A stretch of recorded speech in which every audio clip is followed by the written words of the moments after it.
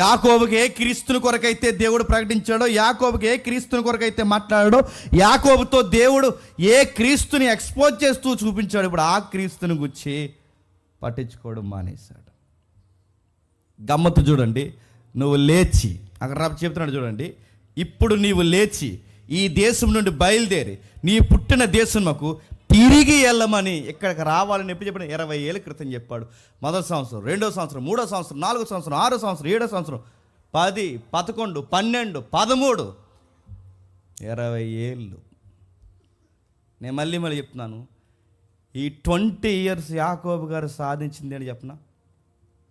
గిల్లి గజ్జాలు చెప్పండి, గొడవలు, ఫైనాన్స్ మ్యాటర్స్, అబద్ధాలు, ఎత్తుగాళ్ళు, అక్కడ ఇక్కడ తోసిందల్లా చేసి చివరికి దమ్మిడి దాసాడంటే మొత్తం తెచ్చి అన్నయ్యకి పెట్టుబడి పెట్టాడు. ఏం చేశాడు చెప్పండి?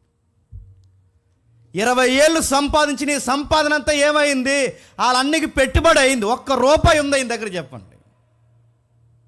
నేను మళ్ళీ చెప్తున్నాను, ఒక్క మాటలో చెప్పాలంటే 20 ఇయర్స్ యాకోబు కలిసి వచ్చిందంటే నడుతున్నాను, 20 ఇయర్స్ యాకోబు గారికి టైం వేస్ట్ అయ్యింది లైఫ్లో, టైం వేస్ట్. ఫైనాన్షియల్గా ఎదిగంటే నడుతున్నాను, ఎదిగిన ఫైనాన్స్ ఏది? పిల్లలు పుట్టారు, ఏం కలిసి వచ్చారు? ఆ ఆడపిల్ల కుంపడి తెచ్చిపెట్టింది, ఏం చేసింది? ఆ పెద్దోడు ఏం పనికొచ్చే పని చేశాడు? ఆ చిన్నోడు ఏం పనికొచ్చే పని చేశాడు? ఫ్యామిలీ కలిసి వచ్చిందా? ఫైనాన్స్ కలిసి వచ్చిందా? ఏం కలిసి వచ్చింది? మామతో సఖ్యత ఉందా?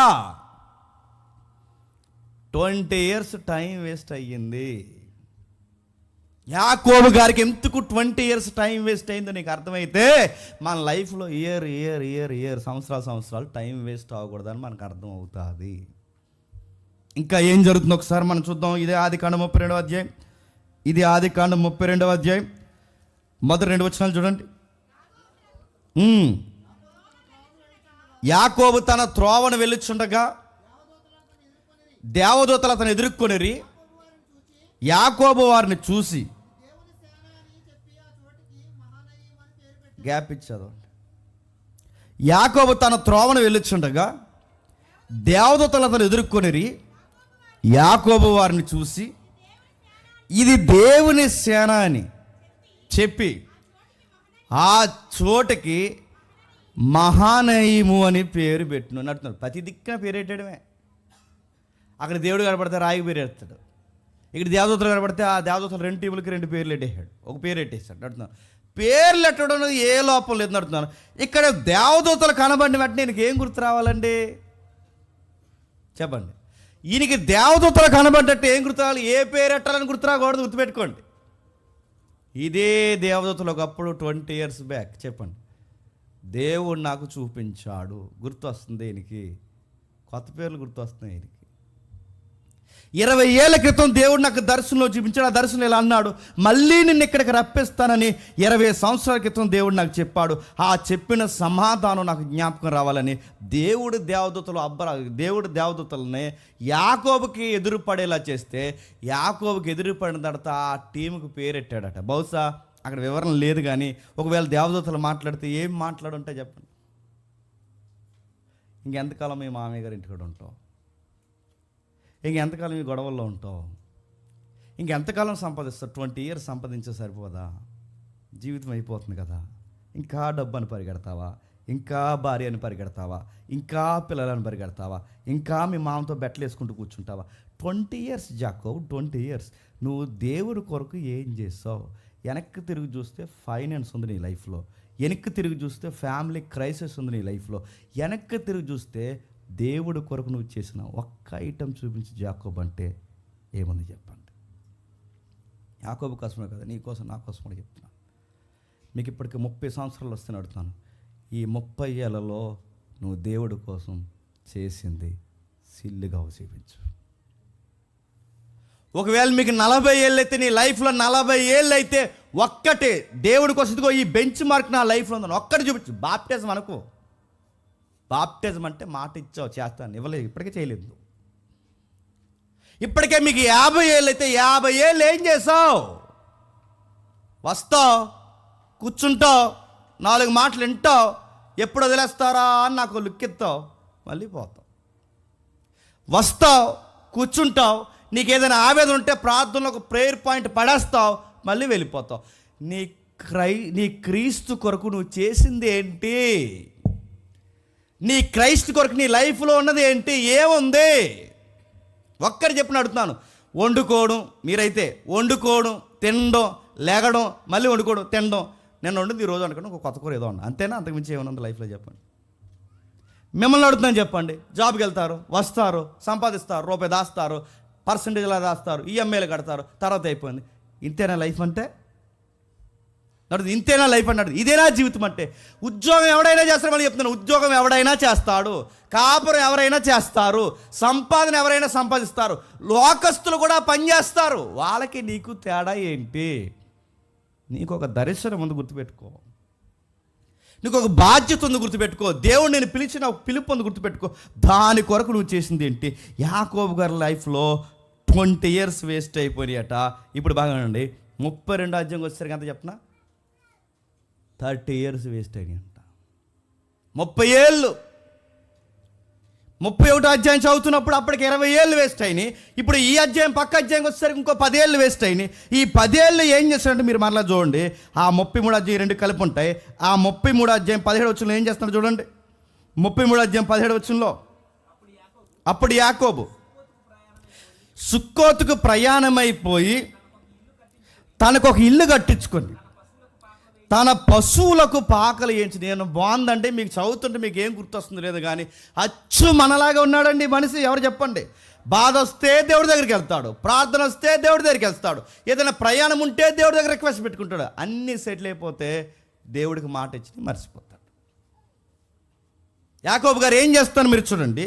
ఎప్పుడో మాట ఇచ్చాడు 20 ఏళ్ళ క్రితం, దేవా నువ్వు నన్ను ఆశీర్వదిస్తే నీకు 10% ఇస్తా, 10% ఇచ్చే కానీ మళ్ళీ ఎక్కడికే రా అన్నాడు. వస్తానన్నాడు, వస్తా అన్నవాడు మర్చిపోయాడు. మళ్ళీ దేవుడు జ్ఞాపకం చేశాడు, వస్తానన్నాడు, మర్చిపోయాడు. దేవుడు మళ్ళీ జ్ఞాపకం చేశాడు. ఈ వచ్చేటప్పుడు కాస్త సరి చేశాడు. ఏం చేశాడు? ఆ సంపాదించిన అంతా అన్నయ్యకి టీములుగా పంపించాడు. మీకు తెలుసుగా స్టోరీ అంతా నాది, నేను చెప్పట్లేదు.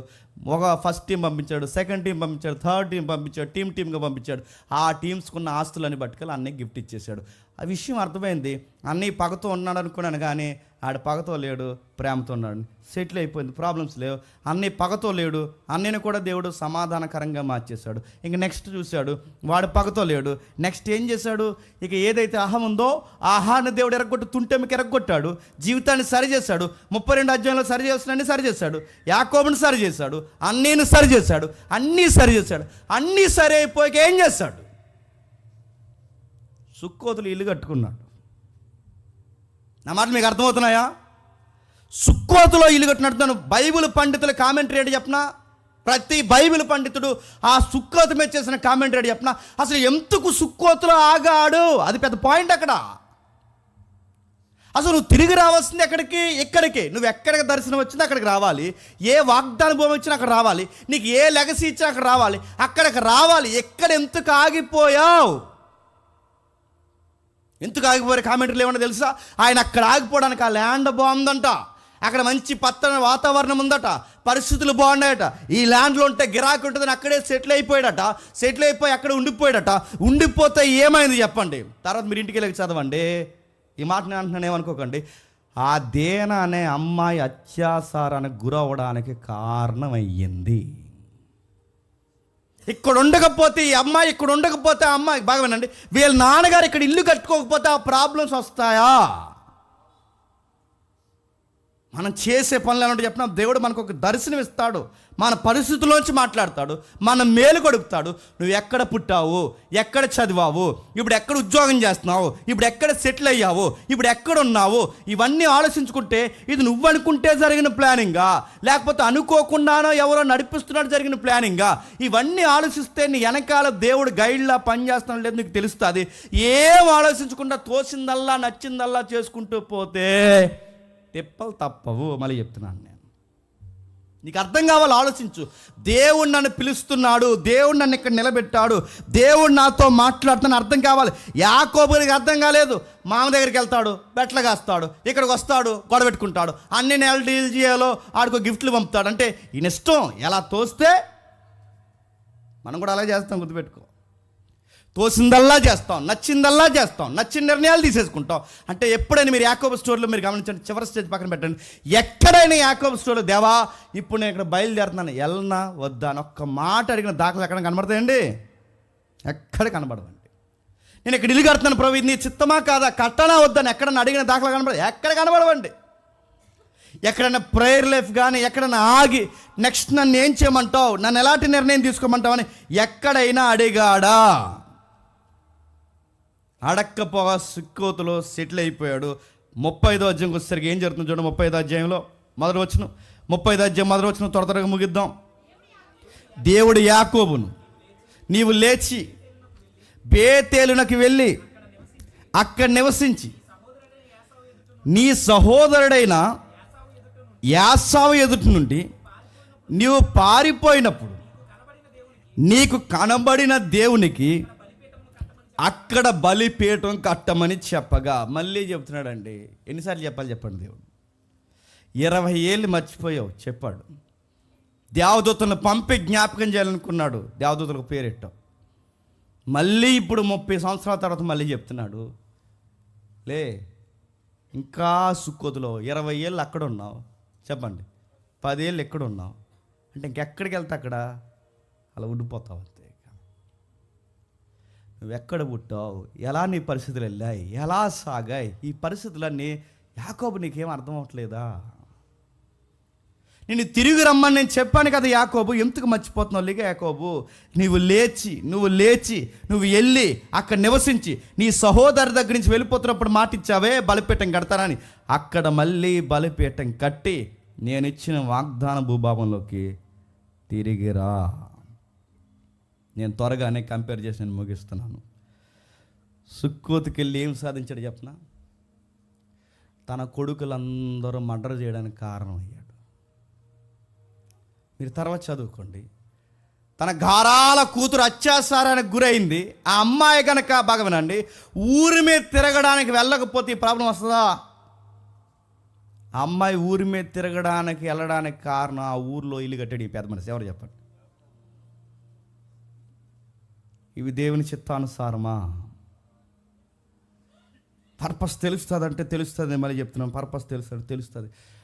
కొన్నిటిల్లో దేవుడు మనల్ని కూర్చోబెడతాడు, అప్పుడు అర్థం చేసుకోవాలి, దేవా ఎందుకంటే నన్ను ఇక్కడికి రప్పించాను. నేను ప్రాక్టికల్గా చెప్తున్నాను, నేను ఎవరిని కంపేర్ చేయను, నా లైఫ్ ఎగ్జాంపుల్ మీద చెప్తాను వినండి. ఎక్కడో పల్లెటూరులో నేను చదువుకున్నాను. దేవుడు పిలుస్తున్నాడు అనడానికి గుర్తులేదు. ఆ చిన్న తరగతులు చదువుకొని మేము ఏదో వానాకాలం చదువులు అంటారు చూసారు, ఆ చదువులు మేము చదివాం. మొత్తం మీద దేవుని కృపను బట్టి ఆ కాంపిటేటివ్ ఫీల్డ్లోకి వచ్చిన తర్వాత సెలెక్ట్ అయ్యాం. నేను మళ్ళీ చెప్తున్నాను, ఇదే స్టోరీ లేకుండా, కాంపిటేటివ్ ఫీల్డ్ లేకుండా, జాబు లేకుండా రాజమండ్రి వచ్చి జేమ్స్ సంఘం బెటర్ అంటే నేను పెడతానా? నా మాటలు మీకు అర్థమవుతలేదు. దేవుడు మనం పిలిచాడబ్బా అని ఎలా తెలుసా? దేవుడు నన్ను ఈ ల్యాండ్ మీద కూర్చోబెట్టాడబ్బా అని నాకు ఎలా తెలుసు చెప్పిన? వేరొక ఆప్షన్ ఉండదు, గుర్తుపెట్టుకోండి, అన్నీ మూసేస్తాడు. నేను ఇప్పటికిప్పుడు వచ్చి ఇక్కడ సంఘం పెట్టాలని నేను పెట్టను, ఎందుకంటే నా ఊరంటే నాకు ఇష్టం, మా ఫ్యామిలీ అంటే నాకు ఇష్టం, నేను పెరిగిన వాతావరణం అంటే ఇష్టం. నాకు గంట దొరికితే ఉద్యోగం వచ్చిన కొత్తలో గంట రెస్ట్ దొరికితే ఇక్కడి నుంచి రాజమండ్రి నుంచి 3 hours మా ఇంటికి వెళ్ళిపోయేవాడు. ఇప్పుడు రోడ్డు బాగుంది, ఇప్పుడు ఇలా ఉండేది యాక్సిడెంట్ జోన్. అది ఆ ఊరంటే ఇష్టం, పెరిగిన ఎవరికన్నా ఎవరన్నా ఇష్టమే, ఆ ఊరంటే ఇష్టం, ఆ ఫ్రెండ్స్ అంటే ఇష్టం. సాయంత్రం అయితే ఆ బైబిల్ పట్టుకుని బయట చిన్న ఈదుల్లో సువార్త చెప్పడానికి ఇష్టం. నేను గాస్పల్ అక్కడే చెప్పాలనుకున్నాను, అక్కడే ఉండాలనుకున్నాను. కానీ దేవుడు నన్ను ఈ ఏరియాకి తీసుకొచ్చాడు. ఇప్పుడు చెప్తున్నాను, ఈ ఏరియాకి తీసుకొచ్చిన తర్వాత నాకు ఒక్క నిమిషం కూడా ఇక్కడ ఉండాలనిపించింది కాదు, కానీ తప్పక ఒప్పక అన్నీ ఒప్పుకి నేను ఉండాలని నాకు వేసిన కలివి ఏంటి చెప్పనా? Government job. గుర్తుపెట్టుకోండి. వదిలి వెళ్ళగలనా? ఇది పెళ్ళంకన్నా ఎక్కువ వదలగలమా చెప్పండి? వదిలి వెళ్ళగలమా? గవర్నమెంట్ జాబ్ లాక్ చేస్తాడా ఆయన అడుగుతున్నాను.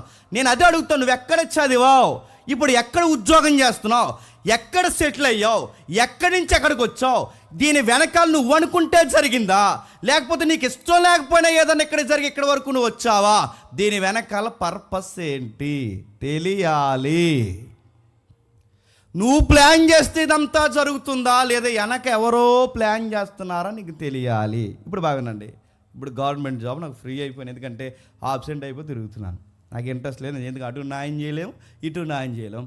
దేవుని సేవ సుఖం అని చెప్పి, దేవుని సేవే జీవితానికి పరమార్థము, సుఖము, నెమ్మది దేవుని సేవలో దొరుకుతుందని ఉద్యోగానికి 2 years ఆబ్సెంట్ అయిపోయి తిరుగుతాను.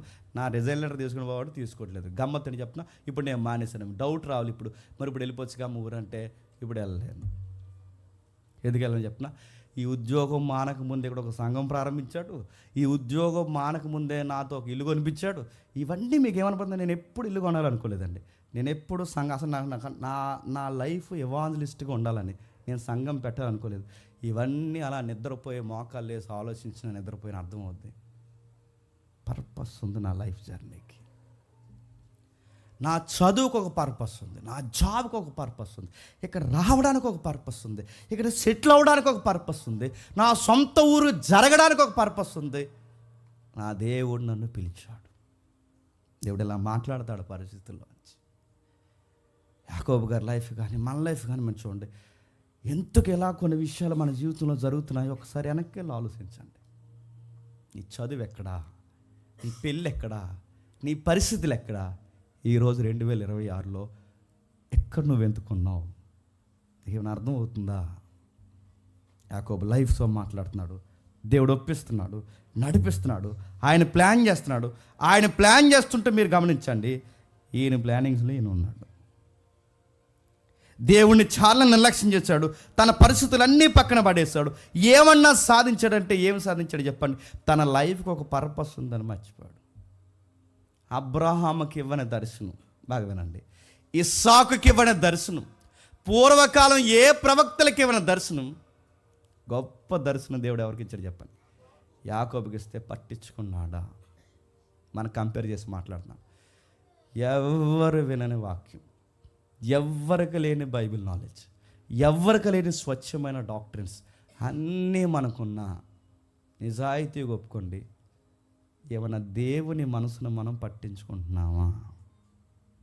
వస్తాం నిస్సారంగా అలా కూర్చుంటాం. ఈరోజు మెసేజ్ బాగుంటే కాస్త మోకాలు వేసి మనసు చెప్పి దేవుడితో మాట్లాడతాం. సోమవారం నుండి ఏం చేస్తాం? ఎవడ సంకన ఆ డోలు డొక్క వేసుకుని చెప్పండి పోతాం. 30 years సంపాదించి, ఈరోజు మిమ్మల్ని అడుగుతాను, యాకోబు గారిని ముందు పెట్టి 30 ఏళ్ళు సంపాదించి ఏమి సాధించాడు? ఏమి సాధించాడు? నువ్వు సంపాదించిన సంపాదన ఉంటుంది అనుకుంటున్నావా? మట్టేసి మర్చిపోతుంది లోకం. మనం గుర్తుపెట్టుకో. నీ ఫ్యామిలీ నీతో ఉంటుంది అనుకుంటున్నావా? ఏదన్నా జరగకూడని జరిగితే నీతో ఎవరన్నా ఉంటారనుకుంటున్నావా? యాకోబుకి దేవుడు వెళ్ళే ముందు చెప్పాడు, మీ అమ్మ లేడు, మీ నాన్న లేడు, మీ అన్నయ్య లేడు, నా ప్లాన్ ఉంది నీతో. అబ్రహాం, నా లెగసీని మర్చిపోకు. ఇస్సాకు, నా లెగసీని మర్చిపోకు. యాకోబు, నా లెగసీని మర్చిపోకు. నేను ఎందుకు చెప్తున్నా చెప్పినా, నా కొడుకు వస్తాడు, ఈ ప్రపంచాన్ని ఆస్వాదించడానికి మీ ద్వారా నా కుమారుడు వర్క్ చేస్తాడు. ఆ వర్క్ రావడానికి మీరు వర్క్ చేయండి, మీరు పని చేయండి, మీరు సంపాదించిన ఏం చేయండి, మిమ్మల్ని ఎందుకు నేను బ్లెస్ చేస్తున్నాను? నా కుమారుడిని లోకానికి చూపించి సమాజాన్ని ఒక సమాధానకరంగా మార్చాను. మీకు ఇన్ని చేస్తుంటే ఆశీర్వాదాలన్నీ పొందుకుంటారు, వెనకాల వేసుకుంటారు. ఆశీర్వాదం ఇచ్చిన నన్ను చెప్పండి నచ్చిపోతాను. మీ గుప్పిళ్ళు ఎందుకు నింపుతున్నాను? మీ కడుపు ఎందుకు నింపుతున్నాను? మీ మనసుని ఎందుకు నింపుతున్నాను? ఈ ప్రశాంతమైన జీవితంతో క్రైస్ట్ అని ఒక పర్పస్ ఉందని చూపిస్తావని నీకు నమ్ముతున్నాను. యాకోబుకి దర్శనంలో చూపించాడు, మనకి చరిత్రలో చూపిస్తున్నాడు క్రీస్తుని.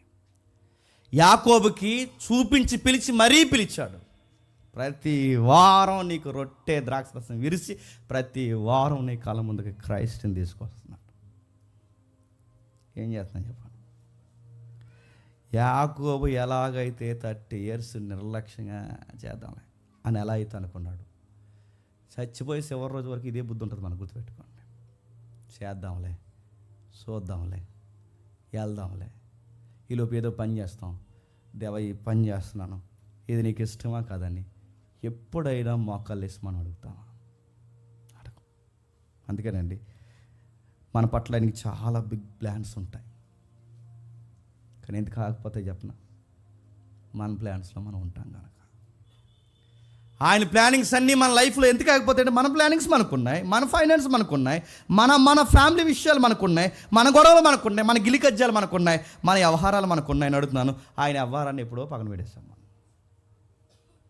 యాకోబు గారి లైఫ్లో చూస్తుంటే అదే అర్థమవుతుంది. ఏం చెప్తున్నాడు దేవుడు అంటే, నేను మళ్ళీ చెప్తున్నాను, రా యాకోబు, లే యాకోబు. ఎన్నిసార్లు చెప్పాలి యాకోబు? పట్టించుకున్నాడా? తర్వాత మీరు చదవండి. ఎక్కడి వరకు ఆ మనిషికి అర్థమవుతుందంటే, 12 మంది కొడుకులు పుట్టేశారు. నేను త్వరగా ముగిస్తాను. 12 మంది కొడుకులు పుట్టేశారు. ఆ 12 మంది కొడుకులు పుట్టిన తర్వాత అప్పటికైనా అర్థమైందా? ఒకడన్నా నా తండ్రి అబ్రహాముకు చెప్పిన ఆ వాగ్దాన పుత్రుడు, నా తండ్రి ఇస్సాకు ఎదురు చూసిన ఆ వాగ్దాన పుత్రుడు ఈ 12 మందిలో ఉన్నాడా అని ఎదురు చూశాడా? ఒకడు వచ్చాడు. చెదిరిపోయిన ఫ్యామిలీని సెట్ చేయడానికి ఒకడు వచ్చాడు. ఒక్కడి పేరు మీకు తెలుసు, జోసెఫ్. ఒక మాట అన్నాడు, నాన్న నీకు విషయం చెప్పాలి. అలా పరిగెట్టావు, ఎలా పరిగెట్టావు, అలా పరిగెట్టావు, ఎలా పరిగెట్టావు, అది సాధించావు, ఇది సాధించావు. నాన్న నీకు విషయం చెప్తున్నాను, ఈరోజు అన్నం లేని పరిస్థితుల్లో బిక్కుమని కరువులో కూర్చున్నావు. నీ కొడుకుని దేవుడు దీవించాడు అన్న. నీకు విషయం చెప్తున్నాను, ఇక దయచేసి నువ్వు ఎక్కడ ఉండొద్దు, చెప్పండి. నా దగ్గరకు వచ్చాడు నాన్న. మనకు లెగసీ ఉంది నాన్న. నన్ను నీకు మళ్ళీ చెప్తున్నా, ఒక లెగసీ ఉంది మనకి. అబ్రహాము దేవుడు, ఇస్సాకు దేవుడు, యాకోబు దేవుడు, మన దేవుడు ఎవరైతే ఉన్నారో ఆ దేవుడు నన్ను పిలిపించాడు. ఒక పర్పస్ ఉందని నాకు అర్థమవుతుంది. ఆ పర్పస్ ఏంటంటే, మా అన్నయ్యలు నన్ను గోతులో పడేస్తారని అనుకున్నాను, కానీ దేవుడికి ఒక పర్పస్ మీద నడిపిస్తున్నాడని ఈ సింహాసనం మీద కూర్చుని కిరీటం పెట్టుకున్నప్పుడు నాకు అర్థమవుతుంది నాన్న. వాళ్ళ కొడుకు వచ్చి ఈ పెద్ద ఆయనతో మాట్లాడితే కానీ చివరి స్టేజ్ వరకు ఈ పెద్ద ఆయనకి తన లైఫ్ పర్పస్ అర్థమవుతుందండి. దేవుడు ఎన్నిసార్లు చెప్పాలి, ఎంతమంది ద్వారా మాట్లాడాలి, ఎన్ని విషయాలు మాట్లాడాలి. అరే మన పుట్టుక, మన చదువు, మన జీవితం, ప్రతి విషయం, ప్రతీది, పెళ్ళి, సంబంధాలు, స్నేహాలు, సెటిల్ అవ్వడం, ఇల్లు కట్టుకోవడం, ఇవన్నీ దేనికి ప్రభు అంటే ఒక లెగసీ ఉంది, మనం గుర్తుపెట్టుకోండి. జోసఫ్ వచ్చి చెప్తున్నాడు ఏమనంటే, నాన్న నీకు విషయం చెప్పాలి, ఇంక నువ్వు ఈ తిండి కోసం, బట్ట కోసం, గుడ్డు కోసం నువ్వేమి ఆడకు. నేను చెప్తున్నాను కదా నాన్న, నేను ఉన్నాను కదా, నువ్వు వచ్చే. ఫైనాన్స్ ఉంటే ఏంటి నాన్న, లేకపోతే ఏంటి నాన్న. గోతులో పండేసి నన్ను తీసుకొచ్చి సింహాసనం మీద కూర్చోబెట్టాడు. రా నాన్న, నేను ఉన్నాను రా అని చెప్తే, వాళ్ళ అబ్బాయి నీడ దగ్గరికి చేరే వరకు ఈ పెద్ద ఆయనకి దేవుని వెలుగు ఏమని అర్థమవుతుందా? మీకు ఏం అర్థమవుతుందని తెలియదు, కానీ ఆదికాండం చదువుతుంటే మళ్ళా అంటూ ఒకడు ఆదికాండంలో ఉన్నాడని మీకు అనిపిస్తుందా లేదా? అనిపించాలి. మళ్ళాగే టైం వేస్ట్ చేసేవాడు ఒకడు ఉన్నాడంటే మీకు అర్థమవుతుందా? అర్థం అవ్వాలి. ఇంత గొప్ప దర్శనాలు ఇచ్చినా పట్టించుకొని ఒక నేరో మైండ్తో బతికేసే నిర్లక్ష్య వైఖరి ఉన్న భక్తులు బైబిల్లో ఉన్నారంటే ఉన్నారు, మనకు అర్థం కావాలి. దేవుడు అన్నీ చెప్పడు కనుక కొన్ని చెప్తాడు. ద్వితీయోపదేశకాండం త్వరగా, ద్వితీయోపదేశకాండం 29వ అధ్యాయం, ద్వితీయోపదేశకాండం 29వ అధ్యాయం 29 వచ్చింది చూడండి త్వరగా.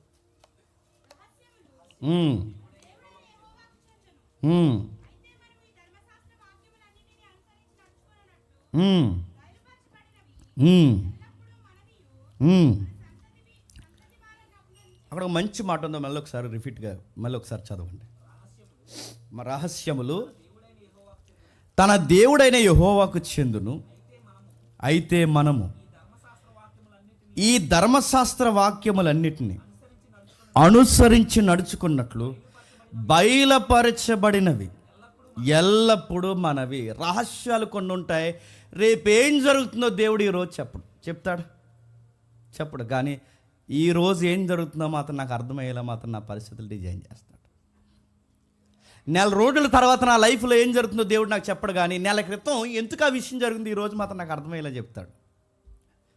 సంవత్సరం తర్వాత ఏం జరుగుతుందో దేవుడు నాతో చెప్పడు, కానీ సంవత్సరం క్రితం నా లైఫ్లో ఆ యొక్క పరిస్థితి ఎందుకు వచ్చింది ఈరోజు నాకు అర్థమయ్యేలా చెప్తాడు ఖచ్చితంగా. అందుకే భక్తుడు ఏమంటాడంటే, నీ వాక్యము నా పాదాలకి దీపం. అంటే మనం అనుకునే టార్చ్ కాదు, గుర్తుపెట్టుకోండి. ఆ రోజుల్లో దీపం అంటే లాంతెరలు ఉండే, చూసారా? లాంతెర ఇలా పట్టుకుంటే ఎక్కడ కనబడుతుంది చెప్పండి? ఆ వెలుగు ఎక్కడ ఉందో అక్కడ కనబడుతుంది. అంటే నెక్స్ట్ అడుగు ఎక్కడే కనబడుతుంది తప్ప నాకు 5 కిలోమీటర్లు ఏం కనబడదా వేలకు గుర్తుపెట్టుకోండి. వాక్యం కూడా అంతే. వాక్యం నీకు నాకు ఏం చెప్తుంది అంటే ఈ రోజు ఏం చేయాలో చెప్తుంది, గుర్తుపెట్టుకో. ఈ రోజు నువ్వు ఎలా దేవుడితో కనెక్ట్ అవ్వాలో చెప్తుంది, గుర్తుపెట్టుకో. నెల రోజుల తర్వాత నీ లైఫ్లో ఏం జరుగుతుందో వచ్చండి వాక్యము చెప్పదు.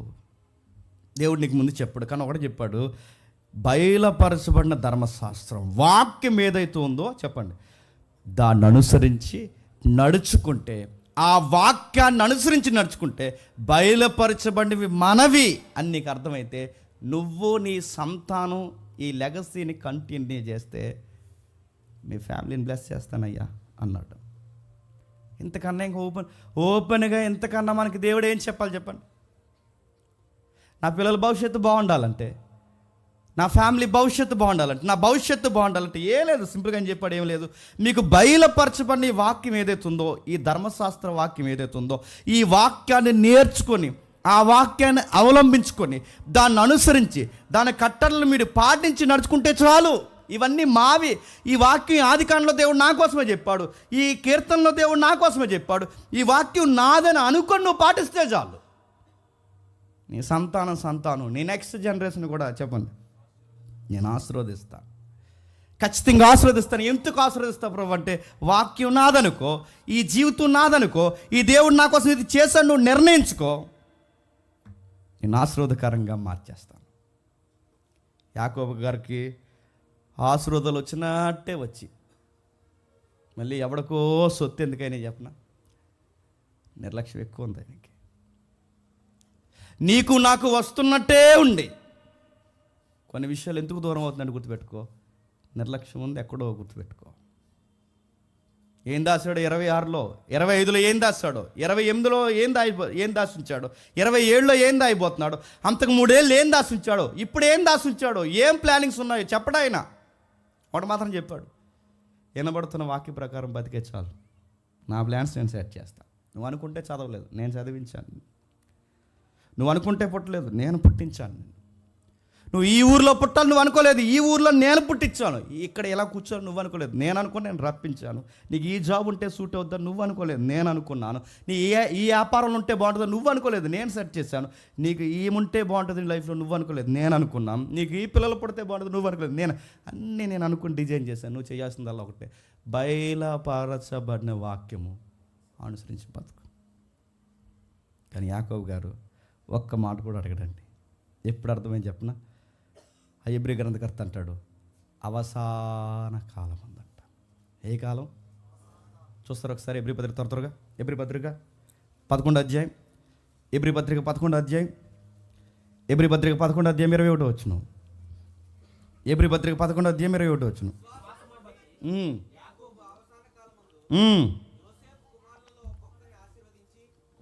ఎప్పుడండి? విశ్వాసమును బట్టి అవసాన కాలం మందు ఒక్కొక్కరిని ఆశీర్వదించి. ఏమన్నా ఆశీర్వదించంటే మరి ముందెందుకు ఆశీర్వదించలేదు? పుట్టిన వెంటనే ఎందుకు ఆశీర్వదించలేదు? పిల్లలు ఎదుగుతున్నప్పుడు ఎందుకు ఆశీర్వదించలేదు? అవసాన కాలం మందు ఆశ్రయిస్తున్నాడు. ఏమని అవసాన కాలం మందు ఆశ్రయిస్తున్నాడు? అవసాన కాలం అంటే ఇంక చనిపోయే రోజుల్లో అప్పుడు ఆశీర్వదిస్తున్నాడు. ఏమని ఆశీర్వదిస్తున్నాడు? ఎంతకాలం నేను ఏదో బతికాను రా, నా లైఫ్లో ఎక్స్పీరియన్స్ అన్నీ చూసేసాను రా, ఒరే చిన్నోడా పెద్దోడా, ఒరే మొదటోడా చివరోడా మధ్యలోవాడా అందరు నేను అన్నీ చూసేసాను రా. ఒరే ఒక విషయం నాకు అర్థమైందిరా, ఎన్ని సంపాదించాలనుకున్నా సంపాదించినవి నిలబడవరా. ఆడితో గొడవ పెట్టుకుని ఈడితో గొడవ పెట్టుకుని ఈ గొడవల కోసం మనం పుట్టలేదురా. అసలు గొడవలు పెట్టుకోవడమే జీవితం కాదురా, ప్రతిదీ నెత్తిన పూసుకోవడం జీవితం కాదురా, ప్రతి దాంట్లోకి దూరడం జీవితం కాదురా. జీవితం అంటే నాకు అర్థమైందిరా చిన్నోడా పెద్దోడా, మీ అందరూ చెబుతున్నాను, మనలో శిలోహుకి ఒకడు వస్తాడురా, అతడు వచ్చేంత వరకు మన సంతానాన్ని దేవుడు కాపాడుతాడురా. ఎక్కడ అన్నాడు? 49వ అధ్యాయం ఆదికాండం, ఈ రెఫరెన్స్ దానికి లింక్ ఉంటుంది. 49వ అధ్యాయం ఆదికాండము 33వ వచనం. ఎంత తమ్ముడు? 10వ వచనం.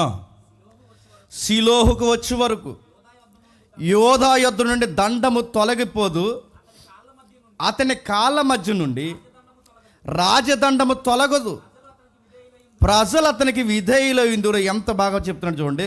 శిలోహుకు వచ్చే వరకు, శిలోహ అన్నదానికి అక్కడ శిలోహ వచ్చే వరకు అక్కడ ఫుట్ నోట్ ఇచ్చాడు చూడండి. అతడు వచ్చే వరకు. ఎవరు అతడు? ప్రభు అయిన యేసుక్రీస్తు వారు. అబ్రహాము ఎదురు చూసిన లెగసీ ఆయన కోసమే, ఇస్సాకు ఎదురు చూసిన లెగసీ ఆయన కోసమే. ఇప్పుడు నేను ఎదురు చూసిన లెగసీ లేట్ టైంలో నాకు అర్థమైంది. ఆయన కోసమే. మీరందరూ కూడా ఎదురు చూడాల్సింది ఆయన కోసమే. చిన్నోడా పెద్దోడా, మన లైఫ్ అంతకే రాబోతున్నాడు ఒక ఆయన. దేవుడే దీనుడిగా ఈ భూమి మీదకి రాబోతున్నాడు రా. దేవుడే దీనుడిగా ఈ ప్రపంచాన్ని ఆశీర్వదించాలని రాబోతున్నాడు రా. నిన్ను ఆశీర్వదించాడన్నా, నన్ను ఆశీర్వదించాడన్నా, నీ జాతిని ఎంపిక చేసిన, నా జాతిని ఎంపిక చేసిన, నీ ఉద్యోగం, నీ ఆరోగ్యం ఏదైనా మనల్ని అందరినీ బలపరుస్తున్నాడంటే ఆయన రాబోతున్నాడు రా. ఆయనకు మనం పైలట్గా ఉండడానికే దేవుడు ముందుగా మనల్ని చెప్పండి ఆశీర్వదించాడు రా. ఈ పర్పస్ మీరు మైండ్లో పెట్టుకోండి రా. నా అంచె దినాలు వచ్చాయి, నా అంచె దినాల్లో నేను పోతున్నాను. మీ లైఫ్ ఇప్పుడు అంచె దినాలు వస్తాయి, మీరు కూడా పోతారు. కానీ ఒకటి మాత్రం చెప్తున్నాను రే పెద్దోడు రూబన్ నీకు చెప్తాను, కామతురతను జరిగించడమే లైఫ్ కథ గుర్తుపెట్టుకో. ఆ కామంతో జాగ్రత్త నేను చంపేస్తుంది అన్నాడు. మరి కాదు నీకు చెప్తాను, ఈ కట్లపాము లాంటి స్వభావం మానుకోకపోతే లైఫ్ ఇది పర్పస్ కదరు. ఇవన్నీ నేను చూశాను రా. మీరు మారకపోతే, మీరు ఆడిన అబద్ధాలు, ఒకడిని అబద్ధం ఆడి మీరు ఇబ్బంది పెడితే మీరు 100 మంది చేత మోసపోతారా. గుర్తుపెట్టుకుంటారా. వాడి దగ్గర 10 రూపాయలు లాక్కున్న మీ దగ్గర 1000 రూపాయలు లాగేస్తారు. ఒకటి దగ్గర 1000 రూపాయలు నువ్వు లాగేస్తావో నువ్వు 10,000లో నష్టపోతావు. నువ్వు 10,000 లాగేస్తావో లక్షల్లో నష్టపోతావు. రే చిన్నోడా, లైఫ్ ఎక్స్పీరియన్స్తో చెప్తున్నాను రా. పోతారు, జాగ్రత్తగా ఉండదు అన్నాడు. నేను పోతున్నాను. 49 అధ్యాయం అంటే ఇంకా ఈ అధ్యాయంలో చచ్చిపోతాడు యాకోబు గారు. నేను వెళ్ళిపోతున్నాను, నేను సాధించింది ఏమీ లేదు. చచ్చిపోయే ముందు నాకు పర్పస్ అర్థమైపోయింది. సిలోహోకి ఆయన వస్తాడు. సిలోహో అంటే నెమ్మది, విశ్రాంతి, సమాధానకర్త, సైన్యములకు అధిపతి యెహోవా సుతుడు, దైవదర్శనం, దేవుని మహిమ మన జాతి నుంచే చెప్పండి రాబోతుంది. అందుకే మా తాతయ్యను ఆశీర్వదించాడు, మా తాతయ్య అబ్రహాం. అందుకే ఆశీర్వదించాడు, మా నాన్న ఆశీర్వదించాడు, ఇప్పుడు నన్ను ఆశీర్వదించాడు. నా జీవితంలో ఎన్ని తప్పులు ఉన్నా నన్ను పట్టుకున్నాడు. నా ఫ్యామిలీలో మీరు ఎన్ని తప్పులు చేసినా ఈ రోజుకి మిమ్మల్ని పట్టుకున్నాడు. ఎందుకంటే ఆయనకి మనం రిప్రజెంట్గా ఉండాలని. ఇదొకటి మైండ్లో పెట్టుకుంటారా అని చెప్పాడు. అంతా చెప్పాడు. ఇవన్నీ చెప్పి 38వ వచనంలో ఇవన్నీ ఇశ్రాయేలు 12 గోత్రకర్తలు వారి తండ్రిని వారిని దీవించి వారితో చెప్పినది ఇదే అని చెబుతూ ఎవరి దీవుని చెప్పిన వారిని దీవించను. తర్వాత అతడు వారికి ఆజ్ఞాపించట్లను, నేను నా స్వజనుల యొద్దకి నేను వెళ్ళిపోతున్నాను.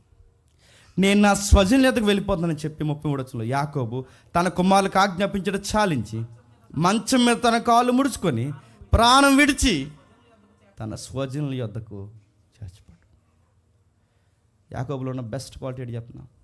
చచ్చిపోయే ముందైనా తెలుసుకోవాల్సిన విషయాన్ని పర్ఫెక్ట్గా తెలుసుకుని చచ్చిపోయాడు. యాకోబుకి అర్థమైపోయింది, వాళ్ళ ప్రవక్తలు లాంటి వాళ్ళకి జీవిత పరమార్థం తెలుసుకోవాలి అర్థమైపోయింది. ఇదే లాస్ట్ డే అని నడుతాను. నీకు నాకు తెలుసా? మన ధైర్యం పెట్టి చెప్పనా? చేద్దాంలే, చెప్పండి, చూద్దాంలే అంటే ఈ లోపల రోడ్డు మీద ఇంటికి వస్తావు నువ్వు. నిన్ను అడుగుతున్నా, ఇంటికి వస్తావు గ్యారంటీ ఉందా? బయటికి వెళ్తాను గ్యారంటీ ఉందా? నీ తిండిలో గ్యారంటీ ఉందా? నీ లైఫ్ ఎప్పుడు ముగిసిపోతుంది నీకు ఏమన్నా గ్యారంటీ ఉందా? నీ ప్లానింగ్స్ నేస్తున్నావే, 50 ఏళ్ళకి సరిపోయే ప్లానింగ్స్ చేస్తావు నువ్వు. 50 ఏళ్ళు ఉంటావని గ్యారంటీ ఉందా? వాళ్ళకి తెలుసు కనుక వాళ్ళ లైఫ్ని చక్కబెట్టేసుకున్నారు. నా లైఫ్ ఎప్పుడు ముగిసిపోతుందో తెలుసా? చెయ్యాలనుకున్నప్పుడు చేసే, చూడాలనుకున్న దేవుని కార్యాలని ఎంత చూడాలో అంత చూసే, జరిగించాలనుకున్నప్పుడు జరిగించే.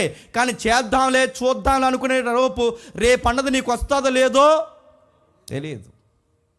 యాకోబు గారి లైఫ్లో అర్థమైపోయింది. ఆ గారాల కొడుకుని పిలిచాడు యోసేపుని. నాన్న, నేను చనిపోయిన తర్వాత నేను ఏం కోరుకోవట్లేదు కానీ ఒక విషయం కోరుకుంటున్నాను. ఆయన వస్తాడు ఒకరోజు. అబ్రహాం గారికి ఏ భూభాగాన్ని అయితే దేవుడిచ్చాడో, ఇస్సాక్ గారికి ఏ భూభాగాన్ని అయితే దేవుడిచ్చాడో, నాకు ఏ భూభాగాన్ని అయితే ఆశీర్వాదకరంగా ఇచ్చాడో, ఈ భూభాగం మీద ఏ జాతి అయితే పోతుందో ఆ జాతిలోనికి ఆయన వస్తాడు రా. ఆ దైవసుతుడు, దైవం వస్తాడు అని విషయం చెప్తున్నాను రా చిన్నోడా. నా మనసు అర్థం చేసుకుని మళ్ళీ ఈ లెగసీని కంటిన్యూ చేసేది ఎవరైనా ఉన్నారంటే నువ్వే. నాకు అర్థమైపోతుంది. నా లాస్ట్ డ్రీమ్ ఏదైనా ఉందంటే, నా డిజైర్ ఏదైనా ఉంది అంటే, ఈ ఐగుప్తిలో సమాధులు ఫేమస్ అని చెప్పారు. ఈ పిరమిడ్స్లో ఒక పిరమిడ్ నాకు కట్టొద్దు. ఇది జాకోబు యొక్క సమాధిని ఇక్కడెక్కడ చరిత్ర నేమి పెట్టద్దు. ఫరో లాంటి అధికారం నీకున్నా, ఫరో అంత వైభవ సమాధి కార్యక్రమం నాకు జరిగించొద్దు. మా పితరుడైన అబ్రహాంని ఎక్కడ కప్పెట్టేశారో, మా పితరుడైన ఇస్సాకుని ఎక్కడ కప్పెట్టేశారో, మా తల్లులందరినీ ఎక్కడ కప్పెట్టేశారో, నన్ను అక్కడే కప్పెట్టా. అది ఎక్కడంటే, యాకోబు ఎలా వెళ్తున్నావో మళ్ళీ అలాగే తిరిగి రా నా దేవుడు ఏ ప్లేస్ కోసం అయితే చెప్పాడో ఆ ప్లేస్లోనే నన్ను కప్పెట్టారు అన్నాడు. చచ్చిపోయే లోపు తిరిగి వచ్చి అక్కడే కప్పెట్టారు. గుర్తుపెట్టుకోండి. లెగసీని కంటిన్యూ చేశారు. ప్రభు రావడానికి మార్గాలు సరళం చేశారు. తన శరీరాన్ని తీసుకెళ్లి దేవుడు వాగ్దాన భూభాగంలో కప్పెట్టి, ఐగుప్తి ఎంత అందంగా ఉన్నా ఈ ఐగుప్తిలో దేవుడు నా రోజు నాకు 20 ఏళ్ళు మంచి వయసు ఉన్నప్పుడు దేవుడు నాతో మాట్లాడు. అప్పటికి లవ్ లేదు, ఏమీ లేదు, ఫ్యామిలీ లేదు, గొడవలు లేవు, గిలికజ్జాలు లేవు, ఏమీ లేనప్పుడే దేవుడు నాకు చెప్పాడు, నువ్వు ఎప్పటికైనా ఇక్కడికే తిరిగి రావాలని. నేను ఇప్పుడు ఎక్కడెక్కడో తిరిగాను, లైఫ్లో ఎన్నో ఏరియాస్ చూసాను, అన్నీ చూసి ఈరోజు నేను ఇక్కడ ఐగుప్తిలో ఉన్నాను. నేను చచ్చిపోతున్నాను, నా దేవుడు నన్ను ఎక్కడికి రమ్మన్నాడో అక్కడికి తీసుకెళ్ళి చెప్పండి దాన్ని కప్పెట్టే. క్రొత్త నిబంధన దానికి వ్యాఖ్యానం ఇచ్చింది. ఎందుకు అక్కడ కప్పెట్టేయాలంటే, నా పితరులు ఎక్కడైతే మళ్ళీ చెప్పండి పునరుద్ధానంలో లేస్తారో, నేను మళ్ళీ నా పితరులతో పాటు చెప్పండి అక్కడే పునరుద్ధానంతో లేవాలి. మళ్ళీ ఆయన ఒక రోజు వస్తాడు. ఇప్పుడు చెప్పండి, మత్తయి సువార్తలో యాకోబు గారిని ఎందుకు వంశవృక్షంలో దేవుడు పెట్టాడంటే, లైఫ్ చివరికి వెళ్ళిపోయేసరికి చెప్పండి ఆయనకి పర్పస్ అర్థమైంది, నిబంధన అర్థమైంది. అందుకే ఆ నిబంధన అర్థమైంది కనుకే ఆ నిబంధనలో యాకోబు నిలబడ్డాడు. జీవితాన్ని ప్రారంభంలో అటు ఇటు పరిగెట్టిన చివరిలో మాత్రం లైఫ్ని సెటిల్ చేసుకున్నాడు. నేను ముగిస్తున్నానండి. నువ్వు దేవుని సన్నిధిని వదిలి నీ మళ్ళీ చేతులు దండం పెడుతున్నాను మీ అందరికీ. మీరు దేవుని సన్నిధి వదిలి దయచేసి ఎక్కడికి వెళ్ళే ప్లానింగ్ మీరు చేసుకోకండి. దేవుని సన్నిధి విలువ చేసుకుని ఎలా ఉంటారో చెప్పిన మీకు ఎలా ఉందో తెలియదు, కానీ నాకు మాత్రం గుర్తులు ఉన్నాయి. ఇక్కడి నుంచి వెళ్ళిపోతే చర్చ్ ఉండదేమో అని విదేశాలకు వెళ్ళకుండా ఆగిపోయిన భక్తులు ఉన్నారంటే మీరు నమ్మగలరా? కేవలం చర్చ్ కోసం, కేవలం చర్చ్ కోసం మరి చెప్తున్నాను. ఇక్కడి నుంచి వెళ్ళిపోతే ఈ జాబ్ అనే పేరు మీద నేను వెళ్ళిపోతే రేపొద్దు నాకు ఈ సహవాసం దొరకదేమని చెప్పి జాబ్ నిర్లక్ష్యం చేసిన వాళ్ళు ఉన్నారంటే మీరు నమ్మగలరా?